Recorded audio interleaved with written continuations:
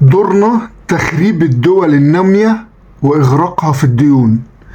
ده الخبير الاقتصادي الأمريكي جون بيركلز والعميل السابق في CIA. وبيقول لك كمان: نحن نغري الدكتاتور بأخذ القروض الضخمة ونحن نعلم أنه سيسرقها أو يضعها في مشاريع فاشلة. وبعدين يا بالحج بيقول لك بقى: تكبر الديون وفوائدها وما يقدرش يسد، ولا حد تاني غيره يقدر على الإصلاح أو يسد الديون دي، وتفضل الدولة دي رهينة لينا للأبد، حتى لو جالها بعد كده سياسي نضيف أو محنك. مهما عمل مش هيقدر يخرج من دوامة الديون اللي اتحط فيها، سواء الحاكم الدكتاتور ده أو حتى لو جه بعد منه واحد تاني نضيف ومحنك سياسيا أو اقتصاديا، مش هيعرف يخرج.